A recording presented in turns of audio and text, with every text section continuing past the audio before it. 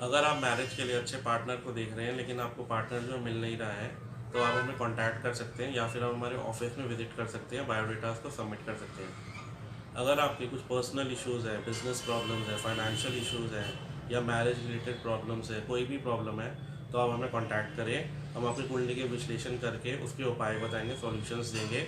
या फिर आप अगर हमारे ऑफिस में विजिट करना चाहते हैं, तो हमारा दिल्ली में ओल्ड राजेंद्र नगर में ऑफिस है। आप हमें फ़ोन करके कांटेक्ट करें, अपॉइंटमेंट लें और हम आपके जो भी प्रॉब्लम्स होंगे उनके सॉल्यूशंस देंगे। नमस्कार दोस्तों, आज हम आपको सूर्य और शनि की युति का भाग 7 बताएंगे, जिसमें हम आपको ये बताएंगे मेष लग्न की कुंडली में सूर्य 7वें भाव तुला राशि में हो तो इसके क्या परिणाम होते हैं, और अगर शनि अकेले 7वें भाव तुला राशि में हो तो इसके क्या परिणाम होते हैं, और अगर सूर्य और शनि की युति 7वें भाव में हो तो इसके क्या परिणाम होते हैं और इसके क्या उपाय करने चाहिए। ज्योतिष में 7वें घर को साझेदारी का घर बताया गया है, जिसमें विवाह सबसे ज़्यादा महत्वपूर्ण है। इस भाव को विवाह का भाव भी कहा जाता है। इस भाव में शादी विवाह से जुड़ी हर चीज़ के राज समाहित होते हैं। यहाँ से हम विपरीत लिंग के प्रति आपके आकर्षण, रोमांटिक पार्टनर, एक साथी की इच्छा, कूटनीति, गुर्दे, पेट के निचले हिस्से, दूसरों से सुखद वार्तालाप, ये सारी चीज़ें देखते हैं। यह भाव इस बात का कारण भी बताता है कि आप किसी रिश्ते में क्यों और किस प्रकार लुप्त हैं। शुक्र और तुला राशि का इस भाव पर शासन होता है। जब सूर्य मेष लग्न की कुंडली में सप्तम भाव में तुला राशि में होते हैं तो वह नीच के होते हैं। ऐसे व्यक्ति अभिमानी होते हैं और इनका जो विवाह है वो देर से होता है और इनकी किस्मत विवाह के बाद चमकती है। और ऐसे जो लोग हैं वो मुकदमेबाजी में समझौता कर लेते हैं। ऐसे जातक का पुत्र विदेश में जाकर धनी और दानी होता है। यदि पंचमेश नीच का होकर सप्तम भाव में हो तो ऐसे जातक अपनी पत्नी पर शक करते हैं। सूर्य की दशा में ऐसे जातक को अच्छे फल मिलते हैं और 24 वर्ष के बाद जातक उन्नति के रास्ते पर चल पाते हैं। मेष लग्न की कुंडली में शनि एकादशेश और दशमेश होते हैं। यह लग्नेश मंगल का शत्रु है। सप्तम भाव में तुला राशि में शनि उच्च के होते हैं। तुला राशि के 20 अंशों तक शनि परम उच्च होते हैं। ऐसे जातक राज्य अधिकारी होते हैं, धनी होते हैं और ट्रांसपोर्ट की लाइन से पैसा कमाते हैं। जो वो देखते हैं वो उसी पर विश्वास करते हैं, सुनी सुनाई बातों पर विश्वास नहीं करते। ऐसे जातक शश योग के कारण इनका जीवन जो है सफल होता है। यहाँ से शनि की दृष्टि भाग्य भाव, लग्न भाव और चतुर्थ स्थान पर होती है, जिससे सुख समृद्धि आती है, भाग्य के दरवाजे खुलते हैं और जातक को जो है वाहन और जो ज़मीन है वो खरीद पाते हैं। जब शनि 7वें भाव में तुला राशि में होते हैं तो ऐसे जातक को विदेश यात्रा से लाभ होता है, स्त्रियों से लाभ होता है, वाहन और ज़मीन में खरीद पाते हैं और ऐसे जातक को शनि की दशा में अच्छे फल मिलते हैं। 7वें घर से वैवाहिक सुख देखा जाता है, हमारी वाइफ देखी जाती है, हमारा बिजनेस देखा जाता है, बिजनेस पार्टनर्स देखे जाते हैं।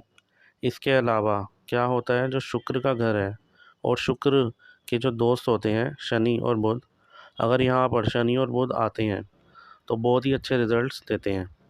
और इसके अलावा यहाँ पर मिथुन राशि हो या वृषभ राशि हो या फिर तुला राशि हो, कन्या राशि हो, तो यहाँ पर शनि बहुत ही अच्छे रिजल्ट्स देते हैं। इवन उनकी अपनी मकर और कुंभ राशि अगर यहाँ पर आ जाए तो ये बहुत ही अच्छा माना जाता है। उनके लिए बिज़नेस करना ही ज़्यादा सक्सेसफुल रहेगा एज़ कम्पेयर टू जॉब करना।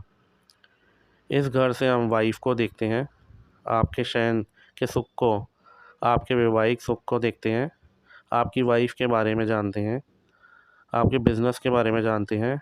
और यहाँ पर मान लीजिए अगर सूर्य आ जाते हैं जो कि दुश्मन ग्रह हैं शुक्र के, तो यहाँ पर होता क्या है कि जब सूर्य यहाँ पर बैठते हैं तो शुक्र का नाश करने लगते हैं, आपका जो वीर है उसका नाश करने लगते हैं, आपके दाम्पत्य सुख उसका नाश करने लगते हैं। नाश करने का ये मतलब हुआ कि आप दोनों के बीच में सामंजस्य नहीं बनेगा या फिर वो आपको मिलने ही नहीं देंगे। या फिर ये हो सकता है कि आपकी वाइफ जिस टाइम पर वो काम करने जाती हो वो उस टाइम और आपके वापस आने का टाइम ही नहीं मिलता हो। ये हो सकता है कि आप इतने थक जाएं उस पीरियड के अंदर कि आपको अपने दाम्पत्य सुख को एंजॉय करने का मन ही ना लगे। ऐसा हो सकता है। जब जब भी सूर्य घूम कर इस राशि में आएंगे, इस घर में आएंगे, तो समझ लीजिए कि आपके घर में कलह होगा। अब हम ले लेते हैं शनि को इस घर में। जब शनि आ जाते हैं तो आप शनि के काम कर सकते हैं। इवन अगर आप जॉब करते हैं तो शनि से रिलेटेड ही आपको जॉब मिलेगी, राहु से रिलेटेड आपको जॉब मिलेगी। आप रेलवे में काम कर सकते हैं, आप कोई भी कंस्ट्रक्शन वाला काम कर सकते हैं, आप कॉस्मेटिक्स का काम कर सकते हैं, वस्त्र का काम कर सकते हैं। अब हम आपको ये बताएंगे कि अगर सूर्य और शनि की युति 7वें भाव में हो तो इसके क्या परिणाम होते हैं। सप्तम भाव में सूर्य शनि की युति जातक को अच्छे परिणाम नहीं देती है। इससे जातक के वैवाहिक जीवन में परेशानी आती है। इस युति के कारण जातक को व्यापार में भी नुकसान हो सकता है और परिवार में अशांति का माहौल बन सकता है। सप्तम भाव में सूर्य और शनि की युति विवाह में देरी पैदा कर सकती है और जातक को अच्छा साथी खोजने में कठिनाई हो सकती है। व्यक्ति के जीवन में वित्तीय स्थिरता आ सकती है। अब हम यहाँ पर उपाय की बात करते हैं। हमको यहाँ पर शुक्र को बचाने के लिए, शुक्र के घर को बचाने के लिए हमको सूर्य को यहाँ पर थोड़ा सा डाउन करना पड़ेगा। इसके लिए हमें नमक खाना कम कर देना है। जो नमक हमारे खाने में पड़ा है सिर्फ हमने वही खाना है, ऊपर से नमक डालकर हमें कोई भी वस्तु नहीं खानी है। इसके अलावा आप थोड़ा सा दूध ले लीजिए और उसको अपने नहाने के पानी में डालकर नहाना शुरू कर दीजिए। आप देखेंगे कि आपको शनि बहुत अच्छे रिजल्ट्स देने लग गए हैं और सूर्य आपके जो नेगेटिव इफ़ेक्ट्स दे रहे थे वह आपके बंद हो जाएंगे। जो आपके पिता से आपकी नहीं बन रही थी वो भी बनना शुरू हो जाएगी।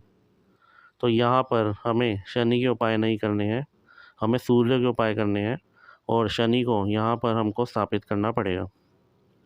आप कोई भी एक तेल की शीशी ले लीजिए और उसको आपने घर पर रखना शुरू कर देना है। उसको यूज़ मत करिए, आप देखेंगे कि उसके अच्छे रिज़ल्ट्स आपको मिलना शुरू हो गए हैं। आप पश्चिम डायरेक्शन पर सूर्य के लिए एक कांच की बोतल पर सरसों का तेल भरकर आप रख दीजिए, चाहे वो छोटी या बड़ी हो, उससे कोई फ़र्क नहीं पड़ता है। सिर्फ शनि को स्थापित करना ज़्यादा ज़रूरी है।